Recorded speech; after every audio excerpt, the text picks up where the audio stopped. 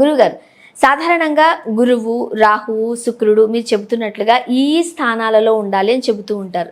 ఏ ఏ స్థానాలలో ఉంటే అంత పెద్ద పొజిషన్కి వెళ్ళగలము? మరి కొంతమంది ఎమ్మెల్యేలుగానే మిగిలిపోతున్నారుగా. అంటే ఎక్కడో చోట యోగం ఉంది, బట్ అనుకున్నంత హెచ్చులు ఉండకపోవచ్చు. చాలామంది ఎమ్మెల్యేలు అవుతారు, బట్ మంత్రి పదవి రాదు. అంటే ఏం జరుగుతుంది? ఇప్పుడు ఏమవుతుందంటేనండి, మనకు మెయిన్గా రవి కారకుడు అని అన్నాం. కొంతమందికి శని కారకుడు అవుతాడు. శని రాజకీయానికి కారకుడు అవుతాడు, తర్వాత రవి కూడా రాజకీయానికి కారణం అవుతాడు. ఇంకొకరు ఉంటారు, రాజును తయారు చేయడానికి సపోర్టర్ ఉంటాడు, అంటే కింగ్ మేకర్స్, వాళ్ళకి బుధుడు కారణం అవుతాడు. అయితే ఈ యొక్క జాతకంలో 12 భావాలు ఉన్నాయి.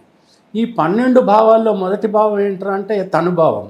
తనుభావంలో ఏం జరుగుతుందనంటే అసలు అతని లోపల ఏ విలువలు ఉన్నాయి, అతని క్యారెక్టరైజేషన్ ఏంటి, అతని లీడర్ క్వాలిటీస్ ఉన్నాయా, అతని శరీర తత్వం ఏంటి, ఏ రకమైనటువంటి ఆ ద్వితీయ స్థానాన్ని బట్టి ఏ వాక్చాతుర్యం అతనిలో ఉంది, ఎలా మాట్లాడతాడు, ఆ తర్వాత ఇంప్రెసివ్గా మాట్లాడతాడా. అప్పుడు 1వ స్థానం శరీర భావం అయినప్పుడు అతనిలో మ్యాగ్నెటిజం అనేది ఉందా. సపోజ్ అనుకుందామండి, కర్కాటక లగ్నము అనుకుందాం, అందులో గురువు ఉన్నాడు అనుకుందాం. ఏమవుతుంది, అతనిలో మ్యాగ్నెటిజం అనేది ఏర్పడుతుంది. గురువుతో పాటు చంద్రుడు కూడా ఉన్నాడు అనుకుందాం, అప్పుడేమవుతుంది, గజకేసరి యోగం అనేది ఏర్పడుతుంది. అప్పుడు ఆ మ్యాగ్నెటిజంతో పాటు ఒక రకమైనటువంటి ఆ పవర్ అనేది, ఆ ఎనర్జీ అనేది క్రియేట్ అవుతుంది. ముఖ్యంగా గజకేసరి యోగం ఎవరిలో ఉంటే వాళ్ళు ఎప్పుడు రారాజుగానే వెలుగొందబడతారో అంటారు, నిజమేనా? కాదండి, గజకేసరి యోగం అంటే ఏంటనంటే అక్కడ గజకేసరి అంటే ఏంటి, ఏనుగు, ఆ తర్వాత కేసరి అంటే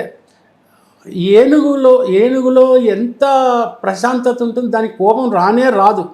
వస్తే మాత్రం అది ఇంకా తొండమేసి కొట్టిందంటే ఫినిష్. కానీ కేసరి ఆకలైనప్పుడే దానికి కోపం వస్తుంది, తనకి అపోజిషన్గా ఉంటే మాత్రం కోపం వస్తుంది, లేకపోతే దాని పక్కన పిల్లి కూడా ఆడుకుంటుంది. అంటే అతనిలో ఎంత ప్రశాంతమైన గుణము ఉండాలి, అంత ఉగ్ర స్వరూపమైన ఆ క్యారెక్టరైజేషన్ కూడా ఉండాలి. ఈ 2 గుణాలు కలిగేటువంటి పరిస్థితి ఈ గజకేసరి యోగం ఉన్నటువంటి వాళ్ళకి ఏర్పడుతుంది. అయితే ఈ గజకేసరి యోగం గురించి ఒక్కొక్కరు ఒక్కొక్క రకాలుగా వివరిస్తూ ఉంటారు. కానీ అల్టిమేట్లీ ఏంటంటే మనం అర్థం చేసుకోవాల్సింది ఏంటంటే గుణగణాలు మెయిన్. అంటే గజానికి ఉన్న గుణం ఏంది, కేసరికి ఉన్న గుణం ఏంది, ఈ 2 గుణాలు కలిగినటువంటి వాడు ఏమవుతాడు, ఉత్తముడు అవుతాడు. అతనికి కోపం వస్తే మనం తట్టుకోలేము అంటాం, అది గజం. అమ్మో అతని జోలికి మనం వెళ్ళకూడదు అంటే సింహం. ఈ 2 గుణాలు కలిగిన వాడు గజకేసరి యోగ్యుడు. ఆ రకంగా మనం అర్థం చేసుకోవాలి. ఇప్పుడు గురువు చంద్రుడు ఈ ఇద్దరు కూడా కర్కాటక లగ్నంలో ఉన్నారనుకోండి, గురువుకి ఏమవుతుంది, కర్కాటక రాశి ఉచ్చస్థితి, ఉచ్చలో ఉంటాడు, అంటే ఎగ్జాల్టెడ్ పొజిషన్లో ఉంటాడు. చంద్రుడికి స్వక్షేత్రం. అప్పుడు ఏమైంది, ఆటోమేటిక్గా చంద్రగురువులు కలిసినప్పుడు గజకేసరి యోగమే మాత్రం కాకుండా అతనికి అద్భుతమైనటువంటి ఒక దివ్య యోగం అనేటువంటిది కూడా ఏర్పడుతుంది. ఒక రకంగా ఒక గాడ్లీ మ్యాన్గా తయారవుతాడు. అయితే godly man in any profession, ఒక బిచ్చగాళ్లలో కూడా ఒక గాడ్లీ మ్యాన్ ఉంటాడు. వాడికి వచ్చిన దాన్ని 10 మందికి పంచి తింటాడు తానే, అంటే అందులో లీడర్ అనిపించుకున్నాడు. అది కూడా గజకేసరి యోగమే. ఏ ఫీల్డ్లో ఏ వృత్తిలోనైనా ఒక గజకేసరి. ప్రతాప్ రెడ్డి గారు అపోలో హాస్పిటల్ కట్టారు, ఆయన గజకేసరి యోగం. సో ఎనీ ఫీల్డ్ గజకేసరి యోగం అనేది ఒక ఉత్తమ స్థానాన్ని, ఆ గుణగణాలను బట్టి అవన్నీ కూడా. సో వాళ్ళున్న ప్రొఫెషన్లో ఒక హై స్టేజ్కి అయితే వెళ్తారు. గజకేసరి యోగము పంచమహాపురుష యోగాల్లో రాదు. గజకేసరి యోగం అనేది ఒక యోగం, అది పంచమహాపురుష యోగాల్లో ఏమవుతుంది, ఈ యొక్క కేతువు కానీ రాహు అంటే పంచమహాపురుష యోగం అంటున్నారు, ఏంటవి? ఒక వ్యక్తి ఉన్నతమైనటువంటి స్థానానికి వెళ్ళేటువంటి పరిస్థితి. అంటే అది ఏదో ఒక గ్రహ కారణంగా అతను ఒక అద్భుతమైనటువంటి స్థానాన్ని, అంటే ఒక ప్రధానమంత్రి, ఒక ప్రెసిడెంటు, లేకపోతే ఒక స్పీకరు, ఇట్లాంటి ఏదైనా పెద్ద పెద్ద మన పదవులు అలంకరించడం, ఇవంతా కూడా పంచమహాపురుష యోగాల వల్ల అవుతుందన్నమాట. దీనికి కారకులు ఎవరు అని అంటే మనకి అర్థమవుతుంది అని అంటే ఈ యొక్క ముఖ్యంగా ఏంటంటే కుజుడి వల్ల, ఆ తర్వాత శని వల్ల. కుజుడు దేని కారకుడయ్యాడు, కమాండర్ ఇన్ చీఫ్స్ ఇదంతా అయ్యారు కదా. సో ఆ రకమైనటువంటి ఇందులో పంచమహాపురుష యోగాల్లో కూడా మళ్ళీ సబ్ క్లాసెస్ కూడా ఉన్నాయి. మెయిన్ ఉన్నాయి, మళ్ళీ సబ్ క్లాసెస్ ఉన్నాయి. సబ్ క్లాసెస్ ఉన్నటువంటి వాళ్ళు ఒక తరహా లీడర్స్గా ఉంటారు. వాళ్ళు కూడా కమాండ్ చేస్తూ ఉంటారు. కానీ they may not become presidents or prime ministers. అది కూడా ఒక రకమైనటువంటి పంచమహాపురుషయాల్లో ఒక యోగమే. కాకపోతే మనము రాశి చక్రంలో దశమాంశలో కనుక చూసుకున్నప్పుడు వివిధ స్థానాలలో అంటే అనేక భావాల్లో రకరకాలుగా వాళ్ళు ఒక్కొక్కసారిగా 2 గ్రహాలు ఉంటాయి, ఒక్కొక్కసారి 3 గ్రహాలు ఉంటాయి, 4 గ్రహాలు ఉంటాయి. ఇలాగా ఆ గ్రహాలు మాత్రం ఒక్కొక్క భావంలో ఒక్కొక్క పద్ధతిలో అవి ఆ రకమైనటువంటి యోగం క్రియేట్ చేయడమే కాకుండా అవి బాగా యాక్టివ్ అవుతాయి. అయితే పంచమహాపురుష యోగాలు ఉండి కూడా అనుభవించని వాళ్ళు చాలామంది ఉంటారు. మళ్ళీ అందువల్లంటే అసలు ఆ దశ రాదు అతనికి దురదృష్టవశాత్తు ఏమవుతుందంటే ఉంది. సపోజ్ అనుకుందామండి, కుజమహాదశ ఉంది, కుజమహాదశ కుజుడి వల్ల వచ్చింది, లేనే లేదు, ఆ యోగమే ఆ దశనే రాలేదు. అప్పుడు ఏమవుతుంది? వర్కౌట్. మరి దశ రాకపోవడం ఏంటి? రావాలి కదా ఆ యోగం ఉన్నప్పుడు. పుట్టినటువంటి అంటే ఏదైతే చంద్రరాశి నుంచి మనకు దశలు అనేది కౌంట్ అవుతాయి. మనిషి ఎంతకాలం జీవిస్తాడు? మ్యాక్సిమం 80 ఇయర్స్ లేదా 90 ఇయర్స్. 100 ఇయర్స్ అనేది చాలా తక్కువగా ఉంటారు. సో మొట్టమొదట చంద్రుడు ఏ నక్షత్రంలో ఉన్నాడో అక్కడి నుంచి దశలు అనేవి ప్రారంభమవుతాయి. ప్రారంభమైనప్పుడు ఒక్కొక్క దశ, ఇప్పుడు శుక్రమార్దశ వచ్చింది 20 సంవత్సరాలు, మళ్ళీ శనిమార్దశ వచ్చింది 19 సంవత్సరాలు. ఇలాగా ఈ పెద్ద మహాదశలు వచ్చినప్పుడు అతను టచ్ చేయలేడు కదా. ఎన్నో దశలు 9 ఏమో అక్కడ ఉన్నాయి, రాహు ఉన్నాడు, వీళ్ళంతా చాలా ఎక్కువ కాలం ఉండేటువంటి వాళ్ళు. గురువు 16 సంవత్సరాలు. ఇలాగ ఇంతకాలంగా వాళ్ళు ఉన్నప్పుడు దశలు ఎప్పుడైతే ఎక్కువ కాలం ఉండేటువంటి దశలు వచ్చినప్పుడు రానటువంటి పరిస్థితి కూడా ఏర్పడుతుంది కదమ్మా. సో ఆ పరిస్థితుల్లో అక్కడ పంచమహాపురుషం ఎందుకు ఏర్పడింది అనేది అతను గుర్తించబడతాడు. కానీ ఆ దశ రాక అతను నలిగిపోతాడు. ఓకే, ఇప్పుడు మనం రాజకీయాల గురించి మాట్లాడుకున్నాం. చాలామందికి సినీ రంగం వైపు రాణించాలని అనుకుంటారు, పెద్ద సెలబ్రిటీగా మారిపోవాలి అనుకుంటారు. కొంతమంది అనుకున్నట్టుగానే ఓవర్ నైట్ స్టార్స్ అయిపోతారు. కొంతమంది ఎంత ప్రయత్నించినా అక్కడే ఉండిపోతారు. ఎందువల్ల అంటారు? ఇప్పుడు చిరంజీవి గారి జాతకం ఉంది. చిరంజీవి గారి జాతకంలో అసలు ఏం లగ్నం అయింది? తులాలగ్నం. తులాలగ్నానికి ఎవరు కారకులు? శుక్రుడు అయితే అతనికి ఏ దశలు వచ్చినాయి? శుక్రుడు కారకుడు అయినప్పటికీ కూడా కళలకి ఎవరు? శుక్రుడే కారకుడు. శుక్రుడితో పాటు రాహు ఉండాలి, తర్వాత బుధుడు ఉండాలి. ఎందుకంటే డైలాగ్ మాట్లాడాలి కదా, బుధుడు ఉండాలి. తర్వాత ఏదైనా వరుసగా ఇది డైలాగులు అని చెప్తే ఆ జ్ఞాపక శక్తి ఉండాలి కదా, వరుసగా ఆ డైలాగులు టకటకగా మాట్లాడగలరు కదా ఆ సీన్లో. ఇప్పుడు ఎన్టీ రామారావు గారు ఎంత లెంతీ డైలాగ్స్ మాట్లాడారు. ఒకసారి అలా చదివేశాడంటే ఆయన అంతంత పెద్ద డైలాగులు చెప్పగలిగేవాడు. మయసభ, ఆ సభ, ఇదంతా కూడా. అదంతా ఏంటంటే కారణం అంటే బుధుడు. అయితే ఇక్కడ ఏమవుతుందంటే బుధుడి వల్ల వాక్చాతుర్యము, ఆ మాట్లాడేది, ఆ గురువు వల్ల, గురువు కూడా ఉన్నాడంటే, ఉచ్చస్థితిలో ఉన్నాడంటే ఆ గ్లామరు, ఆ కాంతి. రామారావు గారు ఎదురుగా నిలబడితే అమ్మ దేవుడే దేవుడి ముందు నిలబడ్డా అన్నట్టుగా ఉండేది.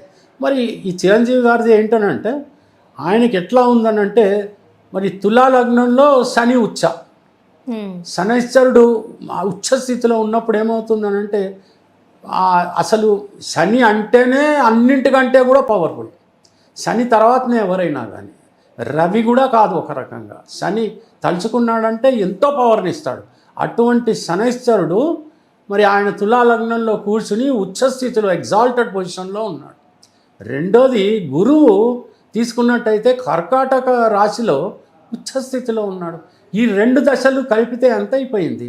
శని 19 సంవత్సరాలు, గురువు 16 సంవత్సరాలు ఏలేశాడు కదా. పోనీ ఈ దశలు అయిపోయినాయి. తర్వాత ఏం దశ వచ్చింది? బుధ మహర్దశ ఇప్పుడు నడుస్తుంది. బుధుడు ఎవరితన్ని దేనికి ఎవరికి కారకుడు, ఎవరికి మిత్రుడు అంటే శుక్రుడికి మిత్రుడు. అతను ఎవరు? మరి భాగ్యాధిపతి. అతను ఓవరాల్గా ఎకనామికల్గా అంటే ధనరూపకంగా పేరు, ప్రతిష్టలు, పెద్ద మనిషి అనిపించుకోవడము, అందరూ ఆయన్ని పిలవడము, సెలబ్రిటీ, అన్ని రకాలైన. అప్పుడేమో నటుడు, ఇవాళ పద్మవిభూషణ్. సో ఇవన్నీ కూడా బుధుడు ఇస్తున్నాడు. అతని అదృష్టం ఏంటంటే మొట్టమొదటి రోజుల్లో బిగినింగ్ డేస్లో ఏమీ లేదు. వరుసగా అతనికి గురుమార్దశ, శనిమార్దశ, బుధమార్దశ ఎంత ఒక లెవెల్ వచ్చేసింది. కాబట్టి అతను ఎక్కడా కూడా కింద పడిపోయిన పరిస్థితి మనం చూడలేదు. అయితే కూడా ఒక్కొక్కసారి కొన్ని ఫ్లాప్లు వచ్చినాయి. అప్పుడు ఏం జరిగింది, సబ్ పీరియడ్స్ ఉంటాయి, అంతర్దశలు. ఆ అంతర్దశలు అతనికి అనుకూలంగా లేనటువంటి పరిస్థితుల్లో ఆ డెసిషన్స్ అనేవి రాంగ్ అవుతాయి. ఒక డైరెక్టరు అతనికి కథ చెప్పినప్పుడు చెప్పే విధానం ఒక రకంగా ఉంటుంది. డైరెక్టర్ చాలా ఎమోషనల్గా చెప్తాడు, అప్పుడు ఏమిగా మిస్కాలిక్యులేట్ అవుతుంది. అంటే నా క్యారెక్టర్ ఏదో అలెగ్జాండర్లా ఉంది అని అనిపిస్తుంది, కానీ విజువలైజ్ చేయలేనటువంటి పరిస్థితి. ఎందుకు పర్ఫెక్ట్గా విజువలైజ్ చేయలేకపోయాడు అంటే అక్కడ సబ్ పీరియడ్ అంటే అంతర్దశ ఏదైతే ఉందో అది అంత దూరం తీసుకెళ్ళలేదు అతన్ని. ఏదో మాయలో పడిపోతాడు, డైరెక్టర్ చెప్పిన మాయలో పడిపోతాడు. పడిపోయి ఇది మనం చేస్తున్నాం అంటాడు, చేస్తాడు పాపం. చేసిన తర్వాత న్యాయంగా చేస్తాడు అతను, కానీ అది యాక్చువల్ స్క్రీన్ మీదకి వచ్చేటప్పటికి పిక్చర్ పడిపోతుంది. అప్పుడు ఆ జడ్జిమెంటు మరి ఎందుకు మిస్ అయిందంటే దశ బ్రహ్మాండమే అయితే కూడా మనం ఏమంటాం, ఫ్లాప్ అయింది పిక్చరు. కానీ చిరంజీవి గారు మాత్రం తన క్యారెక్టర్ బాగా చేశాడు అంటాం. అంటే మార్దశ కానీ ఫ్లాప్ అయింది అంతర్దశ. సో ఈ రకంగా అప్ అండ్ డౌన్స్లో అతని జీవితం అనేది గడిచింది. మ్యాక్సిమం ఎక్స్టెంట్ అతని పిక్చర్స్ ఎక్కువగా హిట్ అయినాయి, బాగా సక్సెస్ అయినాయి. కొన్ని విడుదల కాని చిత్రాలు కూడా ఉన్నాయి, అది బిగినింగ్ డేసెస్.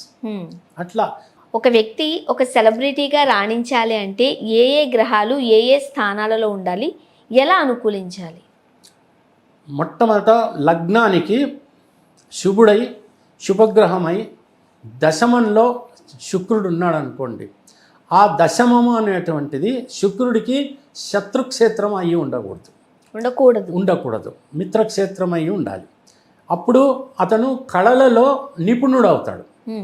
తర్వాత బుధుడు అతను మాట్లాడడానికి, ఫర్ ఎగ్జాంపుల్ ఇప్పుడు ఒక చిన్న సమస్య వస్తుంది, బుధుడు డైలాగులు మాట్లాడడానికి జ్ఞాపక శక్తికి పనికొస్తాడు.